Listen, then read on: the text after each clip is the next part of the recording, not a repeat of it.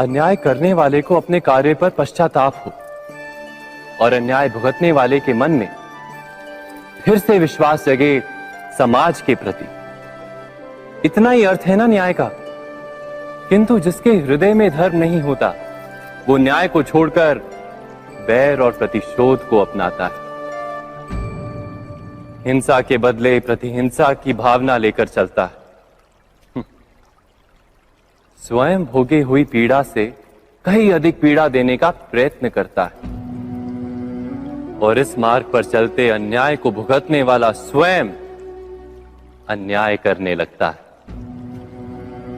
शीघ्र ही वो अपराधी बन जाता है। अर्थात न्याय और प्रतिशोध के बीच बहुत कम अंतर होता है और इसी अंतर का नाम है धर्म। क्या ये सत्य नहीं? स्वयं विचार कीजिए। दो व्यक्ति जब निकट आते हैं तो एक दूसरे के लिए सीमाएं और मर्यादाएं निर्मित करने का प्रयत्न अवश्य करते हैं। हम यदि सारे संबंधों पर विचार करें तो देखेंगे कि इन सारे संबंधों का आधार यही सीमाएं हैं जो हम दूसरों के लिए निर्मित करते हैं। और यदि अनजाने में भी कोई अन्य व्यक्ति इन सीमाओं को तोड़ता है तो उसी क्षण हमारा हृदय क्रोध से भर जाता है। इन सीमाओं का वास्तविक रूप क्या है? क्या हमने कभी विचार किया? सीमाओं के द्वारा हम दूसरे व्यक्ति को निर्णय करने की अनुमति नहीं देते। अपना निर्णय उस व्यक्ति पर थोपते, अर्थात किसी की स्वतंत्रता का अस्वीकार करते हैं। और जब स्वतंत्रता का अस्वीकार किया जाता है तो उसका हृदय दुख से भर जाता है और जब वो सीमाओं को तोड़ता है तो हमारा हृदय क्रोध से भर जाता है। क्या ऐसा नहीं होता?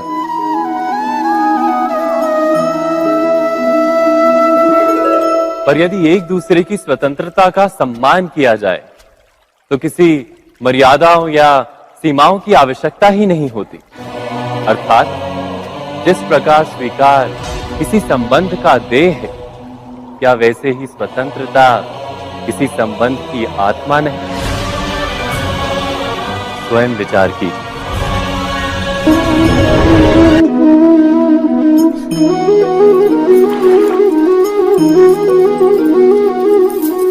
पिता सदा ही अपने संतान के सुख की कामना करते हैं, उनके भविष्य की चिंता करते रहते हैं।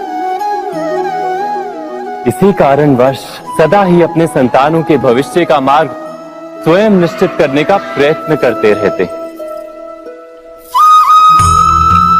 जिस मार्ग पर पिता स्वयं चला है, जिस मार्ग के कंकर पत्थर को स्वयं देखा है, मार्ग की छाया, मार्ग की धूप को स्वयं जाना है, उसी मार्ग पर उसका पुत्र भी चले, यही इच्छा रहती है हर पिता की। निसंदेह उत्तम भावना है ये।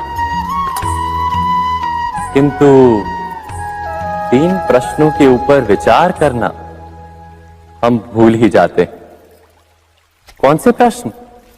प्रथम प्रश्न, क्या समय के साथ प्रत्येक मार्ग बदल नहीं जाते?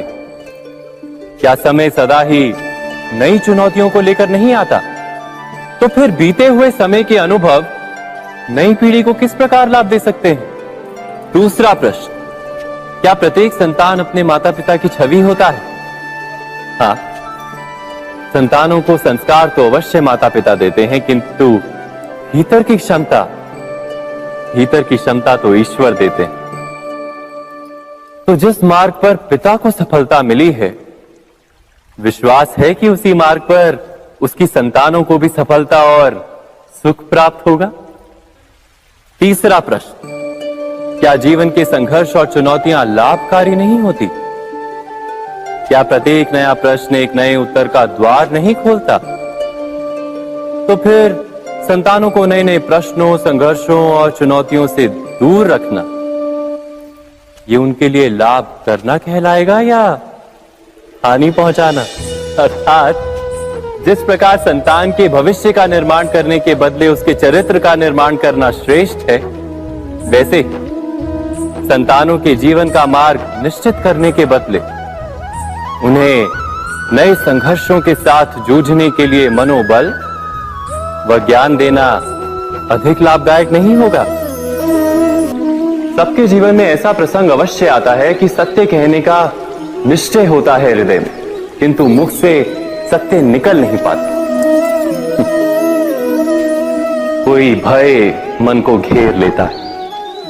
किसी घटना अथवा प्रसंग के बारे में बात करना या फिर स्वयं से कोई भूल हो जाए उसके बारे में कुछ बोलना, क्या ये सत्य है? नहीं, ये तो केवल तथ्य है। अर्थात जैसा हुआ था वैसा केवल बोल देना सामान्य सी बात है। किंतु कभी कभी उस तथ्य को बोलते हुए भी भय लगता है।